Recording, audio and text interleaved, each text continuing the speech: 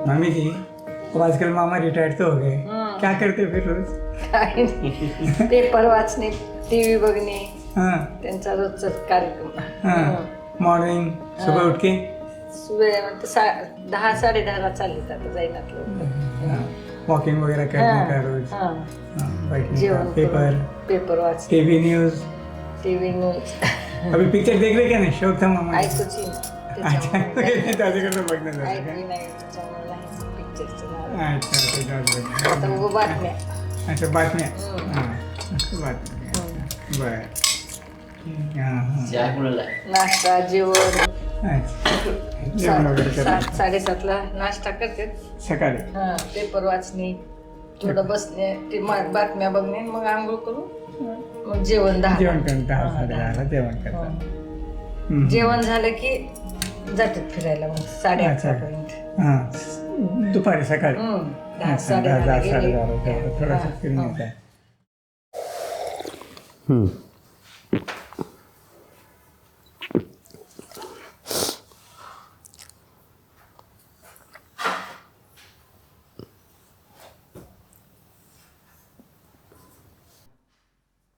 काम को लगा. देखो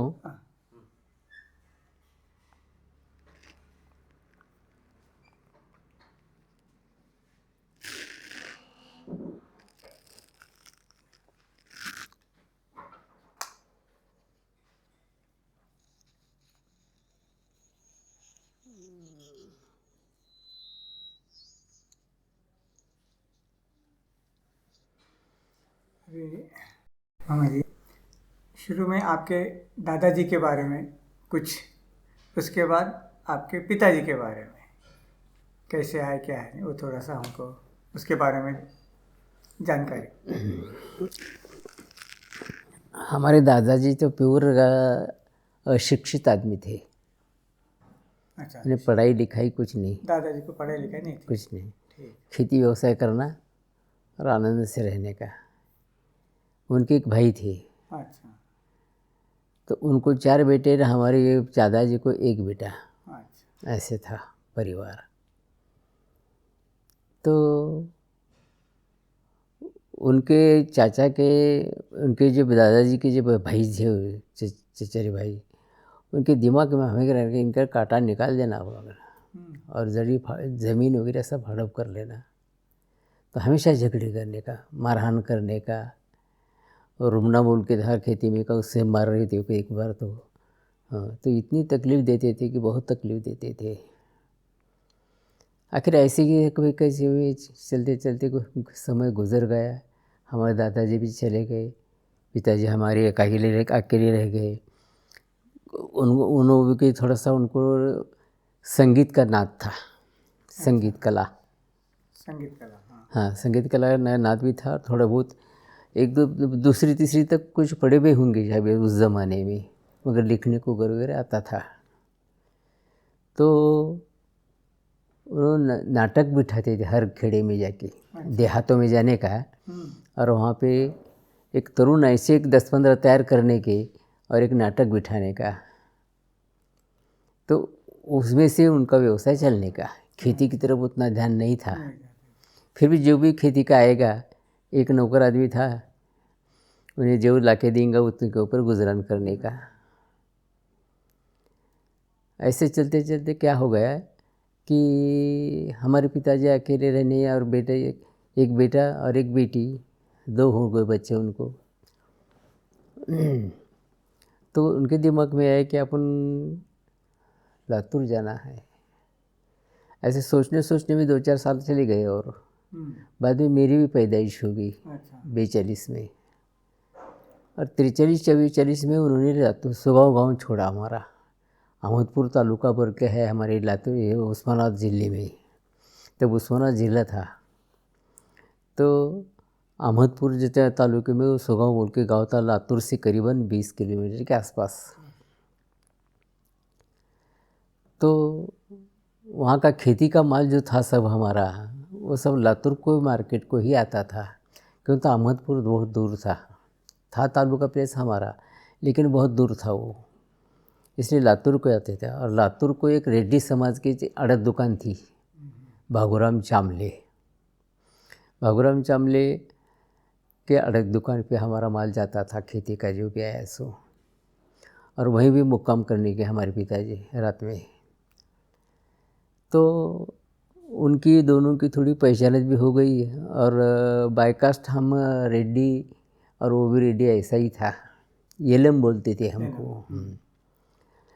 तो उन्होंने एक बार ऐसे हमारे पिताजी कान पे डाला कि यहाँ पर एक आर्य समाज बोल के है, वहाँ चल जरा देखेंगे अपन कैसा है काय सो। वो थोड़ा सा उसको नाथ था आर्य समाज का, किसको, चामले को। तो हमारे पिताजी को भी 1-2 बार लेके गया, उनको भी थोड़ा सा अच्छा लगा सुनने के लिए। अच्छा। और वो वहाँ पर भी जाते रहे। फिर हर रविवार को वहाँ पर सत्संग होता था आर्य समाज गांधी चौक में, तो उन्हें अटेंड करते थे हमेशा, ज़्यादा से ज़्यादा खेत में वह सुगांव में रहने से ही अटेंड करने का। तो फिर हमारे पिताजी ने क्या सोचा कि अपन आते थे क्या रविवार को लातूर? हाँ, सुगांव से लातूर को आते थे क्या अटेंड करने? बेचारी हाँ, आते थे ना कभी कभी। समाज के। वो माल लाने के लिए आने का, और वो संडे नज़दीक देख कर जाने का। फिर संडे होके वो ऐसे। और उनका उतना क्या होता है, संगीत का जो नाच था उनको, वो नाटक बिठाते थे, वो उधर ही कभी कभी घूमते थे। हाँ, हर कई देहात में जाके नाटक बिठाने का। हाँ, फिर कौन से लवर्स का होगा, कौन सा लड़ाई का होगा, ऐसे कुछ भी शिवाजी के ये वो जो वो नाटक चलते थे वो चलाते थे पुरानी ज़मानों के। फिर हमारे पिता ने सोचा कि अपन गांव की ज़मीन की बेच देना। वो हमारे चाचा जो थे ना, हमारे दादाजी के चा भाई, वो किसी को ज़मीन लेने को नहीं देते थे दूसरों को। तुम लेने वाले हैं क्या, ले देखेंगे बाद में, इसलिए डर के कोई लेता नहीं था। और उनका एक जो बेटा था वो पहलवान था, भानुदास नाम बोल का, वो तो बहुत गुंडा टाइप था। तो उसको देख के कोई भी नहीं जाता था वहाँ पर खेती देखने के लिए भी। हाँ, फिर आखिर उनको कुछ दे दिए पिताजी ने हमारे, तुमको जो भी देने का दे दो भाई बोला। हाँ, फिर लातूर को ज़मीन भी लिए, नांदेड़ रोड को, और साड़ी गली बोल के है यहाँ पर एक लातूर के पूर्व भाग में, वहाँ पर साड़ी गली में एक प्लॉट भी लिए, और यहाँ पर लातूर को स्थायिक हो गए। लातूर के स्थायिक होने के बाद फिर आर्य समाज को रेगुलर थोड़ा सा जाना होना हो गया उनका। मेरी पैदाइश तो 42 में हो गई थी, 42 में। 43-44 में हमारे पिताजी ने सुगांव गाँव छोड़ा, घर द्वार ही छोड़ दिया कंप्लीट, और लातूर को पत्रिका शेड मार के यहाँ पर हम आ गए। तो तब से हमारे पिताजी आर्य समाज के लगन में रह गए थोड़ा बहुत। फिर वहाँ के बड़े लोगों के मुलाकातें हो गई आर्य समाज से, आसाराम परंडेकर, किशनराव सौताड़ेकर, और किशनराव सौताड़ेकर, और बहुत से लोगों की पहचान तो होती गई, नाम जैसे जैसे याद आएगी वैसे बोलूँगा मैं आपको। तो फिर उनके संपर्क में आने से तो अंतर्जातीय विवाह चामले ने भी किया एक। अच्छा। हाँ हाँ। और सौताड़ेकर ने भी एक अंतर्जातीय विवाह किया।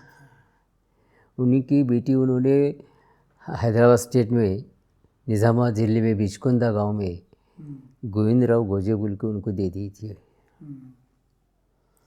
तो फिर हमारे पिताजी को भी थोड़ा सा आर्य समाज का ये ध्यान लग गया, अच्छा लगा ज़रा, और उन्होंने भी सोचे कि अपन भी कभी जम गया तो देंगे एक आधी बेटी, एक बेटी तो है अपने को। तो फिर ऐसे करने में पहचाने जब बढ़ती गई, और एक बार बिचकुंदा के देहात के देगलूर के आगे है, वहाँ के कुछ रिश्तेदार भी आए हमारे घर को भी देखने के लिए, हमारी बहन को देख लिए। वही घटना है 53 के आसपास की, 52-53 की। ने स्वातंत्र संग्राम हो गया, भारत स्वतंत्र हो गया 47 को, उसके बाद की बात। तो फिर उनको बिचकुंदे के लोगों को हमारी लड़की भी पसंद आई, और इनको हमारे पिताजी को क्या ज़मीन जायदाद कैसी है देखना बहुत चाहते थे। तो एक बार जाके आए, देख कर आए, तो ज़मीन भी कुछ थी अच्छी, पना मेरे ख्याल से 60 एकड़ कुछ भी थी, ऐसा मैंने सुना था। 80 एकड़ थी। 80 थी क्या? हाँ, तो ज़मीन ऐसी ऐसी थी बोल के सुने थे। तो फिर अच्छा है समझ कर हमारे पिताजी ने हाँ बोल दी। हाँ, फिर उनकी तरफ से उनके भी कुछ बेटे और रिश्तेदार वगैरह आके देख के गए, उनको भी पसंद लगा लड़के अच्छे बोल के। हमारी बहन की ज़्यादा पढ़ाई नहीं हुई थी। एक तो हमारा घर था ऐसा एरिया में कि बैकवर्ड एरिया पीछे बाजू में, हाँ, और स्कूल नज़दीक नहीं था कोई उस समय। 5वीं 6वीं 7वीं तक कुछ भी पढ़ी थी मेरे ख्याल से।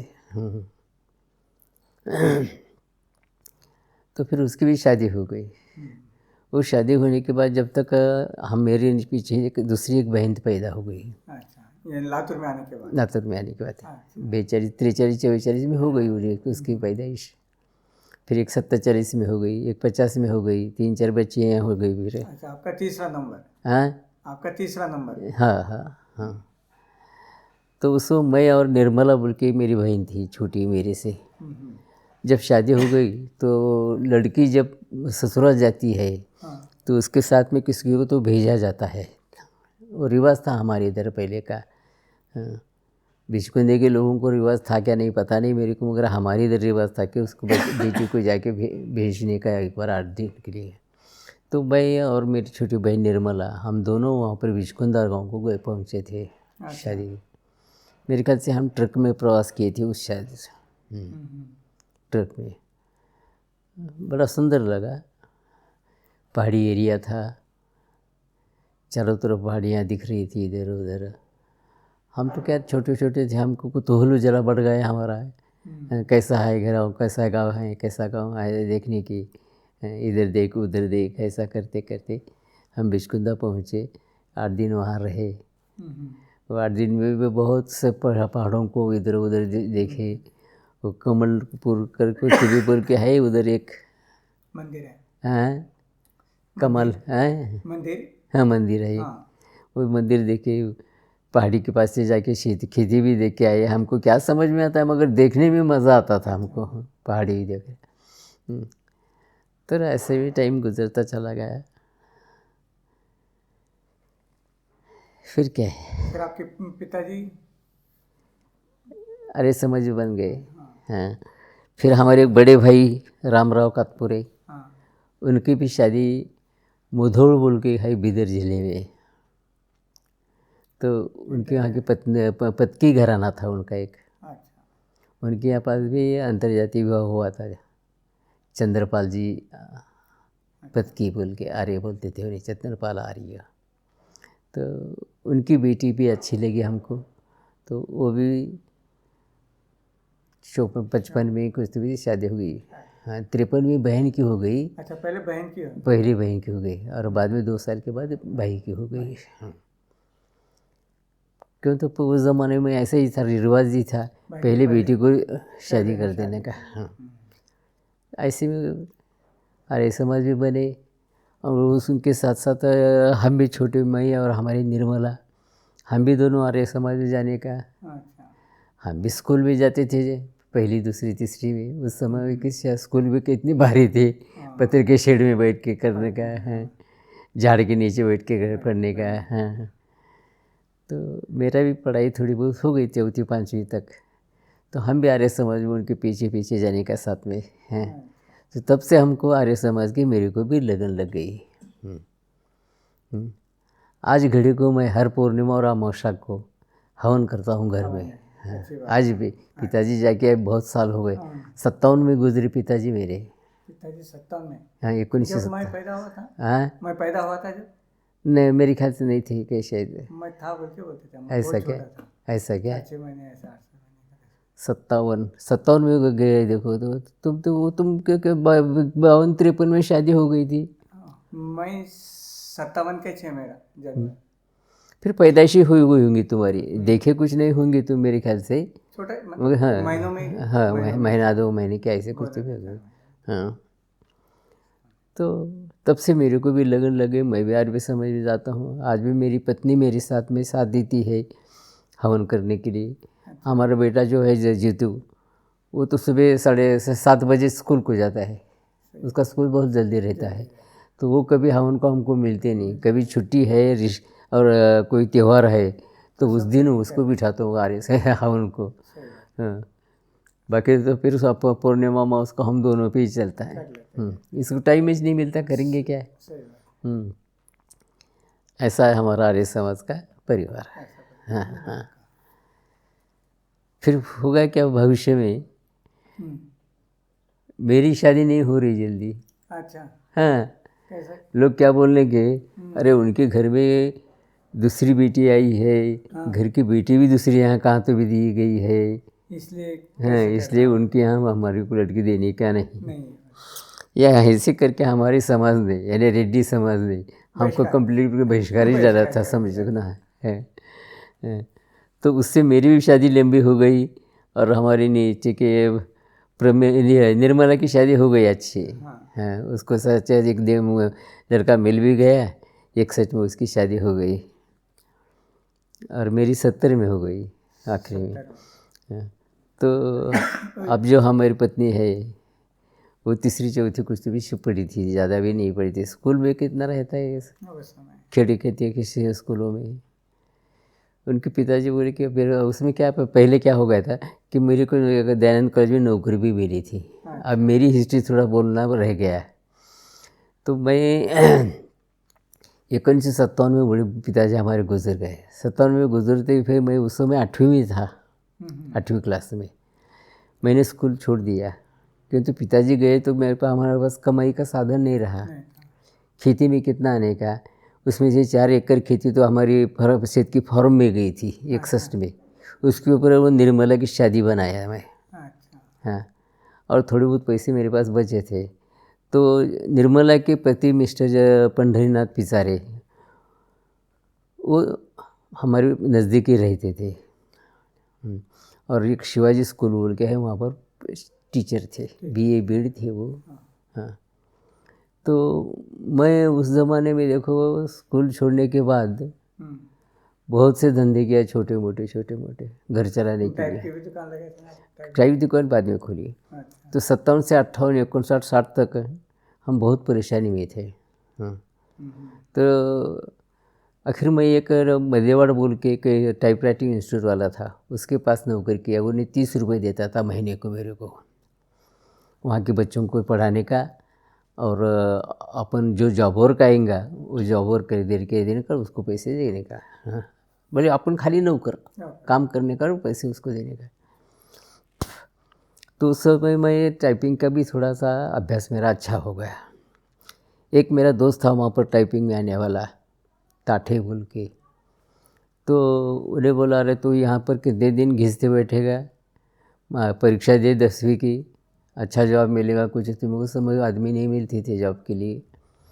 तो बोले कैसा करना, क्या करना। उन्हें बोला बारशी बोल के यहाँ पर नज़दीक गांव है, शहर 100 किलोमीटर के ऊपर, वहाँ पर प्राइवेटली अपन 10वीं को परीक्षा बैठ सकते हैं। तो फिर मैं उसके साथ एक बार गया वार्षिक को। तो वो बोले फॉर्म भरो और परीक्षा देते रहो, तुम्हारा तुम स्टडी घर पे करो। तो फिर मैं वहाँ पर वो नाम दे दिया और इधर ही नौकरी भी चल रही और अभ्यास भी करने का। शाम में रात में अभ्यास करने का, दिन भर तो का समय मिलता नहीं था। फिर 2-3 साल से मैं टाइपिंग चालू भी था और ये परीक्षा भी देते रहने का। 3-4 परीक्षा दिया 2 साल में, अक्टूबर मार्च। आखिरी मार्च 64 में मैं पास हो गया। उसके पहले थोड़ा सा 61-62 में हमारे पंढरीनाथ पिसारे जो थे ज़्यादा हमारे जीजा जी मेरे, उन्होंने बोले कि तुम्हारे पास थोड़े बहुत पैसे हैं, वो इंस्टीट्यूट की तुम्हारे को सब मालूमात है, इंस्टीट्यूट खोलो तुम, मैं भी हेल्प करता हूँ तुमको जो भी हो रहा सा। फिर सोच के फिर हमने ठीक है, कोई बोला। फिर एक किराए से जगह ली जूनी कपड़ गली मार्केट में। और मैं हैदराबाद से एक मैकेनिक जो आता था यहाँ पर, नारायण राव बोल के, वो मधेवाड़ में के। तो उसकी मेरी पहचान हो गई थी। मैं उसके साथ में एक बार हैदराबाद गया और 2-4 मशीन लेके आया। उस समय आप लोगों का घर भी वहीं था, उसी उसके पहले पैसे ही था। हमारे पिताजी गुजर गए ना, तो तब उसके पहले से तुम्हारा घर एक हैदराबाद में पढ़ाई के लिए बच्चों के लिए उन्हें रखे थे। हाँ, लक्ष्मण राव गोजे ने अपने बच्चों को बहुत पढ़ाने की लिए कोशिश की थी। तो वहाँ से मैं एक मराठी की 1 मशीन और इंग्लिश की 2 मशीन, ऐसे 2-3 मशीन लेके आया। उस समय हमारी बहन भी हैदराबाद में थी बच्चों को खिलाने के लिए ये वो। तो वहाँ से 2-3 मशीन लाया और यहाँ किराए का दुकान ले लिया। हाँ, और टाइपराइटिंग मैंने खुद का चलाया। वो साल भर भी नहीं हुआ था मेरे को कि दयानंद कॉलेज में एक जगह है टाइपिस्ट की, उनकी जाहिरात निकली। हाँ, सुनने में आया मेरे को। तो मेरे चलो देखिए अपन ट्राई करेंगे, अपने को तो धंधा है अपना अपना। हाँ हाँ, तो भी फिर देखना बोल के मैं इंटरव्यू को गया। पहला नंबर आया मेरा। अच्छा, हाँ। क्योंकि मेरे को जॉब करने की जो प्रैक्टिस थी अच्छी, वो जो अच्छी थी, और उससे मेरा फ़ायदा हो गया। मैटर कैसा लिखना, प्रेसिडेंट, संस्था नाम, सब्जेक्ट, सर बोल के लिखना, नीचे कैसा करना, ये सब मेरे को लेटर लिखने की जानकारी थी। तो मेरा पहला नंबर आ गया। उन्होंने मेरे सिलेक्शन किया। बोले कब आते काम को? मैं बोला आप जब बोलेंगे तब आता हूँ। तो कल से शुरू करो। दूसरे दिन से शुरू। अभी तक चला? अभी तक 64 में मेरे को अपॉइंट मिली। मैं 2000 में ओएस बोल के 6 महीने काम करके नौकरी मेरी ख़त्म हो गई। मेरा जो काम था और जो मैंने जो विश्वास संपादन किया था, हमारे मारवाड़ी लोग इन सब कॉलेज के इसके मैनेजमेंट के लोग, तो उनको भी लगा कि बच्चा अच्छा है, काम अच्छा करता है, अफरा तफर कुछ नहीं है, पैसे खाता नहीं, कुछ नहीं है, ये अच्छा लगा। बोल के उन्हें बोले तुम रिटायर होने के बाद 2000 में क्या बोले कि तुम क्या करने वाले हो? क्या करने वाला और रिटायर होके घर पे बैठने वाला, और क्या करने वाला? ज़मीन तो मेरे को है इतनी थोड़ी सी है, उसमें से हम 3 भाइया, मेरे को 2.5 एकड़, उनको 3-3 एकड़, क्या करेंगे 2.5 एकड़ में हैं? मेरा कुछ भी नहीं सर, मेरे घर में बैठने वाला। हाँ, नहीं घर में नहीं बैठने का, यही बैठने का बोले। तो तब से 23 तक, गए साल तक मैं काम करता रहा। 23 साल रिटायर होने के बाद। और सर्विस कितनी हो गई? 36 साल कुछ महीने हो गई। 36 और ये 23, करीबन 59 साल की सर्विस हो गई। ऐसे हमारी ज़िंदगी चलती रही। बच्चे होते गए, उनको पढ़ाने में का भी काम करने कर रहा है। आज ये स्थिति में हैं? आज ये स्थिति में है। आज ये स्थिति में है। ईश्वर की कृपा, ईश्वर की कृपा। और अपने मेहनत अपन करे।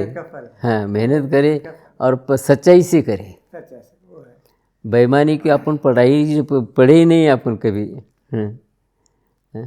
सब कुछ सच्चाई से जितना भी हो उतना करने का। 2 पैसे कम मिले बहरे ठीक है, लेकिन सच्चाई से, चुप पैसे निकालने का धंधा नहीं। कोई मेरे को चाय की पीने को चलो बोला नहीं ऑफिस में, तो मैं उनके साथ नहीं जाता था। ऑफिस में चाय मंगा के उसको मैं चाय पिलाता था। जब नज़दीक का कोई है, ज़्यादा पहचान वाला है, वैसे ही लोगों को बुलाने का। बाकी तो कोई बोलते नहीं अपने को चाय को चलो बोलो कोई कपड़े। तो मैंने किसी का चाय भी नहीं तंग पिया था, खुद पैसे अपने अपने निकाल के देने का। हाँ, इस तरह से हमारी ज़िंदगी गुजरती गई है। अब ये स्थिति में है। मेरे को 2 बेटे हैं, 1 बेटी है। एक बेटे को मेरी जगह पे शादी 2003 में लगाया, सर्विस को लगाया, दयानंद में लगाया मेरी जगह पे। वो वहाँ पर अच्छा काम कर रहा है। फिर एक बेटी थी, वो बेटी ज्ञान प्रकाश स्कूल बोल के था, अभी है। उस समय तो वो खाली BA B.Ed होता लड़का, और एक 10-15 बच्चे लेके वो पढ़ाता था। इतना ही हॉल था ऐसा। ये तो वही तो बड़ा है, इसी छोटा हॉल में 4-5 बच्चे लेके पढ़ाई के स्कूल को करते थे। वो भी BA B.Ed थे। उनको भविष्य में मैं एक बार पीछे पूछा भी कि वही तुम लोग सर्विस करते क्या कॉलेज में, मैं ट्राई करूँगा। हमारे अध्यक्ष जी नहीं बोले मैं ये करने वाला। हाँ, उनकी वजह हमारी बेटी की शादी में 95 में किया। तब से 3-4 साल ऐसे ही गुजरते गए और 2099 का 98 कुछ भी उन्होंने स्कूल की स्थापना की। आज वो धीरे धीरे बच्चे बढ़ गए। हाँ, आज 10वीं तक बच्चे स्कूल है उनका आज उनका खुद का स्कूल है, प्राइवेट पहले स्कूल से। है। हाँ, अच्छा चल रहा है उसका। उससे छोटा एक जीतू बोल के था, वो भी विद्या विकास बोल के स्कूल है यहाँ पर नज़दीक ही, वहाँ पर टीचर बोल के लगाया। वो भी अच्छा आदमी था। उन्हें बोला कि मेरे पास नॉन ग्रांट है फ़िलहाल, मैं ग्रांट के लिए मेरा प्रयत्न चालू है, तब तक तुमको फ्री करना पड़ेगा। अच्छा। मेरे कितने साल जाएंगे? 1-2 साल तो चले जाते बोले, और बाद में जैसे जैसे ग्रांट मिलेगी वैसे वैसे मैं उनको तनख्वाह देता रहूँगा। मेरे को तुम्हारे पास एक पैसा न को, मैं भी नहीं देता, तुम भी मत मांगो मेरे को, फ्री सर्विस करने का ग्रांट मिलने तक। ठीक है बोले चलो, नहीं तो लोग ग्रांट हो गया। हाँ, उसको लगे 2 साल के अंदर के ग्रांट शुरू हो गए 20-20% से। उसको 20-20% से वेतन मिल रही लगा। हाँ, आज वो 6 महीने पहले से 6 महीने से अब हेडमास्टर बन गया वहाँ पर, वही स्कूल में जहाँ पर फ्री में काम किया वहाँ पर। हाँ, तो उसका फल भी है, वो फ्री करे बोल के तो अच्छा हो गया उसका। हाँ, बस ऐसी ज़िंदगी गुजरती जा रही है। अब मेरे एज है 82 की, करीबन 2-4 महीने कम है अभी। मई में हो मेरे को 82 साल कंप्लीट हो जाते हैं। हाँ, और क्या बोलूँ बताओ। इतना है कि पिताजी गुजरने के बाद हमारे एक 4-5 साल बहुत तकलीफ में गए, बहुत तकलीफ में गए। कभी शाम को खाने की ये नहीं थे हमको, मुश्किल थी। हाँ, एक बार ही खाने का बस, इतनी परिस्थिति खराब थी। तभी मैं बहुत काम करता था, सर पे आम बेचा, कांदे बेचा, ऐसे जो फ्रूट्स टाइप रहते हैं वो सब मैंने सर के ऊपर गली गली में लातूर में फिर के बेचा। कड़वे के फल रहते, जानवरों को कड़वा जो खिलाते ना अपन, उसके भी दुकान रहते छोटे छोटे, वो भी लगा के बैठता था। खेत का ऐसा माल हाँ, लेके जाते हैं। हाँ, मगर मैंने आर्य समाज को मैंने भी छोड़ा नहीं, तभी से चालू है। हाँ, अभी मेरी पैर तबीयत साथ नहीं दे रही बोल के मैं ये 2-4 महीने में मैं आर्य समाज को जाने का भी ज़रा बंद किया हूँ। ठीक है क्या? हाँ, कभी जाता हूँ कभी नहीं जाता है। हाँ हाँ, अपना स्वास्थ्य के ध्यान देना स्वास्थ्य। जरूरी है। हाँ हाँ, ऐसे मैं मेरे ख्याल से 5-6 साल से के साल या तीसरी टर्म पूर्ण किया है इसकी मेंबरशिप की, अच्छा। सदस्य बोल के, अंतरंग सदस्य। और क्या बताऊँ बोलो।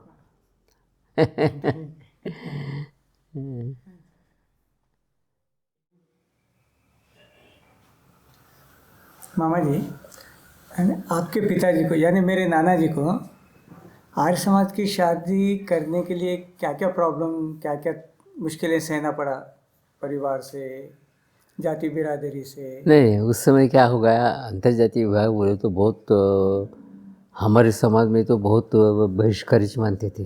हाँ हाँ। हमारे मामा जी तक के घर को नहीं आते थे हमारे। अच्छा, खास हाँ, मामा जी भी घर को नहीं आते थे? आर्य समाज हमारे बन गए बोल के। अच्छा। और बेटी की शादी दुसऱ्या की जाती में दी, आंतरजातीय विवाह नहीं बोलने का, वो जातीच्या बाहेर दिली, बाहर दिली। जातीच्या बाहेर गेली, जातीच्या बाहेरची पोरगी आणली, हाँ। ऐसी बातें करते थे देहातों में।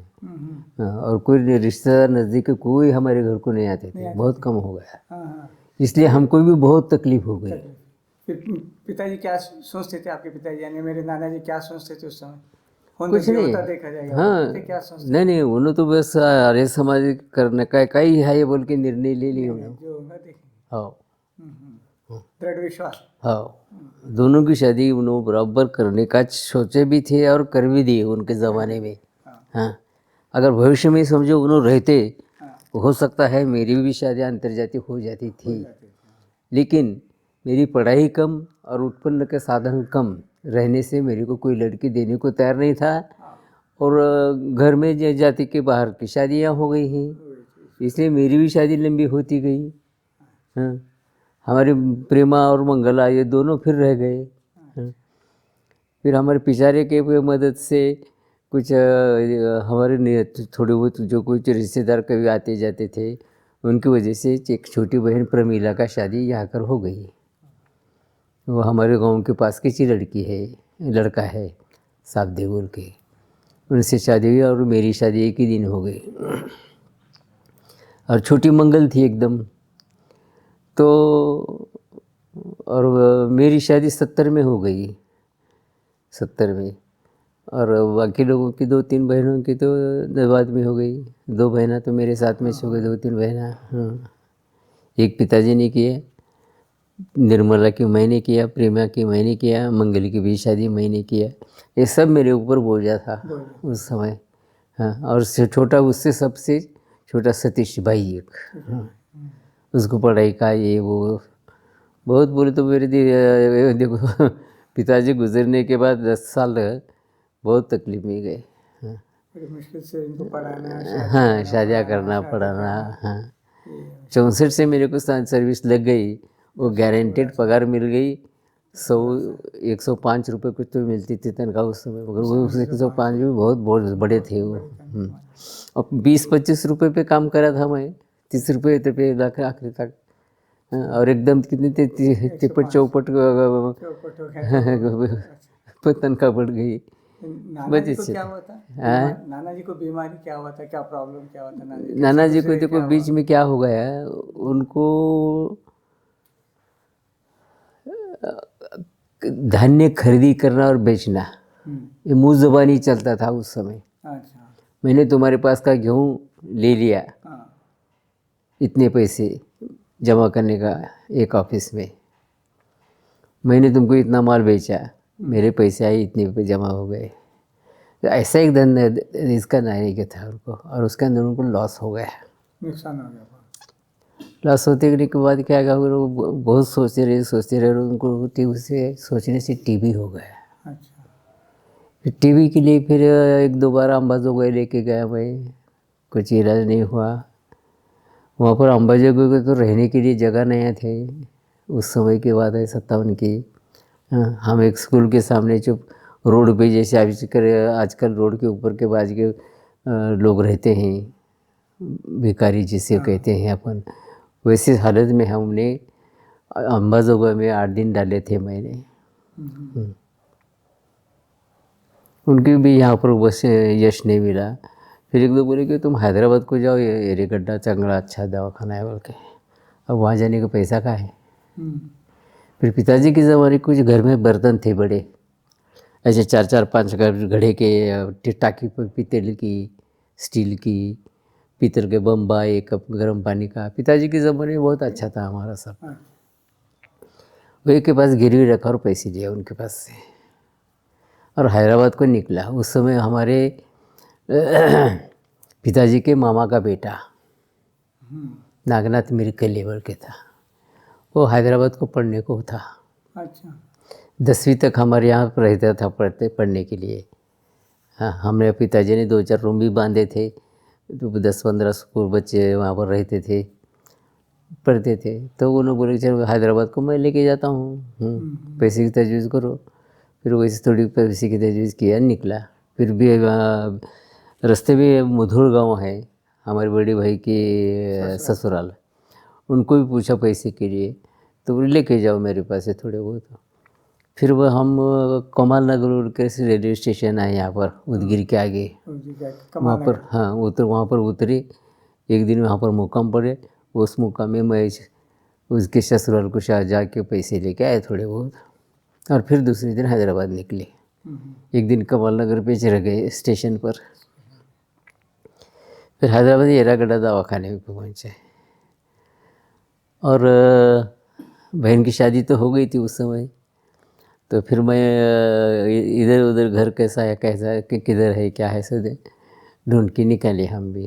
हाँ, उसको भी थोड़ी सी मालूमात थी, मेरे के लिए मामा को भी, उन्हें भी थोड़ा सहकार्य करते रहा। और एक दवाखाने में 8 दिन रह के और एक दिन वहीं स्वर्गवास हो गया। हैदराबाद में गुजर के ना? हैदराबाद में। अच्छा फिर शाम में वहाँ पर आपके घर पे लाया मैं, अच्छा। भी डेड बॉडी। हाँ हाँ। फिर लक्ष्मण राव गोजे थे, हमारे जीजा जी गंगाधर राव और बहन बिचकुंदा थे उस समय। हाँ, तो उनको भी मैसेज भेज दिए हमारे लक्ष्मण राव जी गोजे उस ने। समय कैसा मैसेज भेजते थे? बस से क्यों जा रहा है तो उसके पास, बस से जो जा रहा है उसको हाँ, उसको भेजना तो। नहीं तो लेटर भेजना, लेटर को 3-4 दिन लगते। 3-4 दिन लगते थे।